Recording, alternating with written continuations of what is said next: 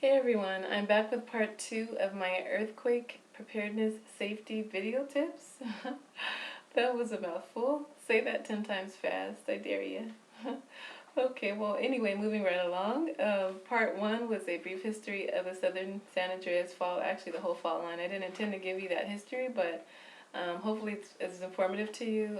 When I was researching it, it sure was informative to me. I just want to say this, and I'll say it briefly, otherwise we're going to have a 3-part series, and I'm not trying to do 3 parts. So just why the San Andreas Fault is such a big deal is because it's the largest, biggest fault line in California. It starts under the southern, or the San Andreas, I am tongue twisted today. It starts under the Salton Sea, the southern end of it, as I stated in the last video, and that's just north of the Mexican border. And it runs all the way up through Northern California, under San Francisco, out underneath the water, back under land for a brief stint, and then back out to the ocean. Now, not far from that is the Cascadia subduction zone, the southern end of that, where that begins, near Eureka, California, and that moves up. Now, that is actually a subduction zone, as I said, was similar to the zone like Japan and Indonesia, where the land is actually being subducted or sliding underneath, one plate sliding underneath another plate.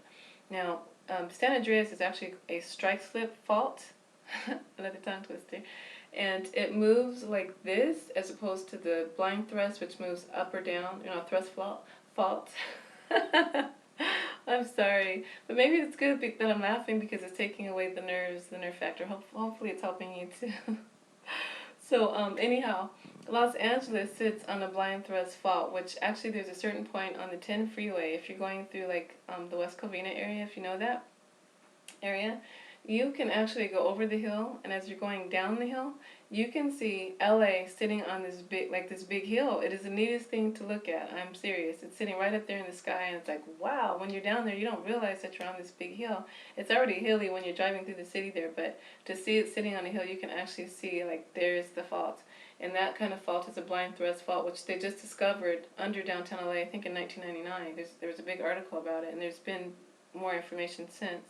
But San Andreas is actually a strike slip where it's the plate boundaries are moving past each other. You have the Pacific plate and the North American plate, and they're moving like this. And the southern end has been locked near the Fort Tejon area, which I mentioned in the last video. And when it tries to release itself, it's the energy building up, and eventually it's going to go poof, and it's going to release the energy, and that's what causes an earthquake. So with that, I'm going to get right into the safety tips. Otherwise, we will have part 3. And I got this information basically from the USGS website, which you're free to look up anytime. Red Cross, FEMA, all those types of different websites, they have safety information and earthquake, actually disaster preparedness period, because this might even help with like, thinking about tornadoes, hurricanes, and that type of thing as well. Okay, as far as emergency supplies, they recommend that you have a fire extinguisher. Self-explanatory, the reason why you would need that. An adequate supply of medication, which is something we don't always think about. Even medication, if your pets take it, it's so cute. My sister's, one of her dogs takes thyroid medication, bless his heart. But even medication for your baby dogs, your pets, and any animals that you have, but more importantly, people. Not more importantly, but you know what I mean. My mom has like a 7-day pill case that we put her medicines in, her medication in, so it might be good to get maybe one of those, or a 2-week thing, or maybe even have the bottle with the labels, or write down the names of the medications, so that when the computer systems come up again and you need more, then you'll be able to get that if everything has crashed and so forth. So and then inhalers too, if you have asthma, extra inhalers would be good. Oh, contact lenses. This is not on the list, but I found this somewhere else. Contact lenses, if you wear contacts like me, glasses, extra pair of glasses, where you know it won't get broken. And before I move on, my sister and I are considering, and I think we're going to do this, it makes a lot of sense, we're going to buy one of those big plastic tubs with the lids on them, and we're going to put everything outside, because God forbid the house falls in and your car's in the garage, and everything's in the car, then or your supplies are in the garage, you can't get to it. So we're going to put it outside in the backyard, where if it rains, it won't matter because it'll be in this plastic tub, and it'll be covered from the elements. If someone tries to steal it, God bless their back, because it's going to be pretty heavy. But so I think that'll be a good place. That way if it falls, then we can get to it. So also blankets. This isn't on the list, but while I think about it, blankets, because it could happen in the winter when it's really, really cold. That's what happened in Japan. They were literally out in the snow. Crescent and pipe wrenches to turn off gas and water supplies, and they say electricity. I'm not sure why the electric main should be shut off, but gas and water. We know why, the gas especially.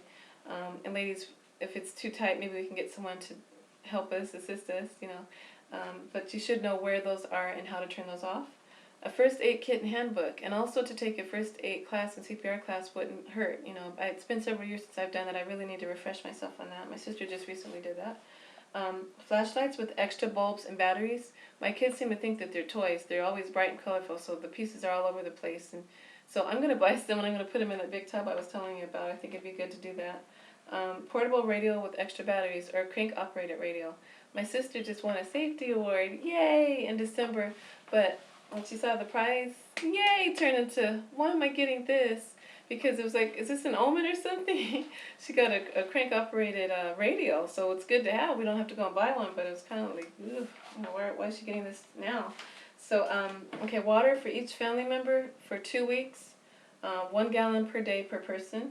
And some people are saying even 3 months, because it could take time for, I know 3 months is a bit long, but it could take time realistically for help to get to you, especially if the roads are really, really damaged or just totally out, bridges and so forth. Of course, it might airlift and so forth like that, but it's just better to be prepared, because you can't always rely on your neighbors and stuff. You can't rely on the government. You just have to be prepared. And God forbid if anarchy, looting and those types of things break out, they're inevitable with these types of events. So with the water, they have purification tablets. They also say chlorine. Some people say don't use chlorine, but research that for yourself and see what would be the best alternative for you, the best option. Also, they have water pumps, and they have water bottles that have natural filters in them.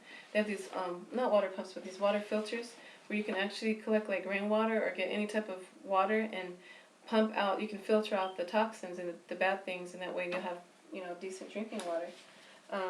Canned and packaged foods, enough for several days. Also freeze-dried foods. We're thinking cup of noodles might be good. They say with the canned foods, rotate them, check the dates because they do have a shelf life. Mechanical can opener, not the lazy electric kind, but just the regular kind, the old-fashioned kind. Darn, I forgot what I was going to say, but anyway, extra dog food, extra pet food, birds, cats, your poor baby dogs, and so forth. They need to eat too.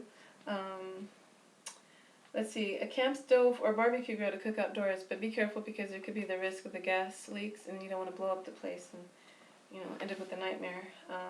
Waterproof, heavy-duty plastic bags for waste disposal. That is something, the ugly side of it, we have to think about. You should have bags for that. Extra, this is not on the list, but extra changes of clothes, jackets, maybe extra pair of shoes. They always say keep a pair of tennis shoes by your bed, so that way if glass is broken, you can step on the glass and not have to cut your feet or anything by stepping on the broken glass. Some things to think of during an earthquake. I was always taught when I was little to run under a door, but they say that unless you're in an older home, that the door frames now pretty much are no stronger than any other part of the house, so they recommend getting under a good sturdy piece of furniture and ducking, covering, and holding. So you're covering your head, you're ducking, and you're holding in that position until it's over. They recommend not running out of a house or building or running down the stairs while the shaking is occurring, because something could fall on you. If you're outdoors, remain away, just common sense things. Stay away from buildings, houses, and electric power lines and things like that. Another thing, plan ahead. Make sure that each family member knows what to do. Establish a meeting place or an out-of-state contact where everyone can call in when the phone lines do come up. You can call them and let them know that, hey, we're okay on this end, and that way that person is keeping, or other people are keeping, a tally of which family members are accounted for. During the disaster in New Orleans, so many people were displaced, and I can't even imagine how the chaos of trying to find out where your family members are. That must have been the scariest thing in the world. And then find out about school earthquake plans. A lot of times they have very good plans in place, and maybe you can borrow some of their ideas.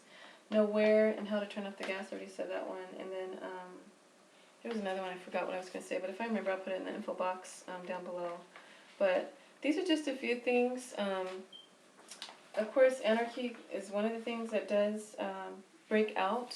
During these times, people kind of lose their heads, and because of chaos and panic and things. So it's better to be prepared ahead of time than not. I just pray that I have time to get these things done. Earthquake insurance is always better too. People say it's expensive, but if you lose everything, it's better to get the deductible. Just pay the deductible, which they probably will have short-term loans for at the time, and then then you'll get the rest of the money, the value of your house if you lose it.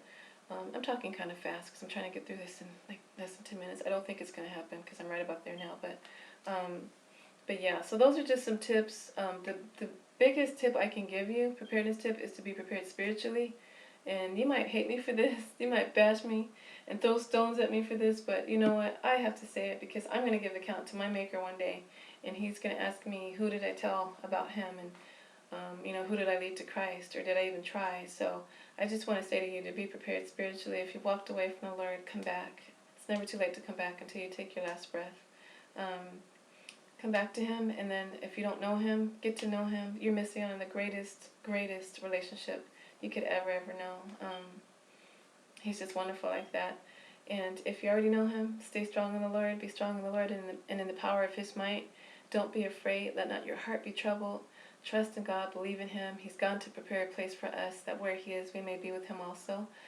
So even if we do lose our lives in this, we're going to a better place. Just remember that.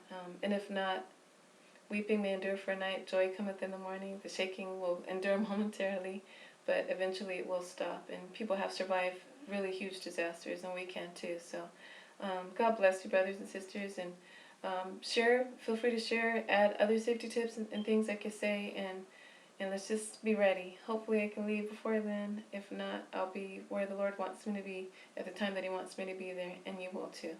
So God bless you, and take care until next time.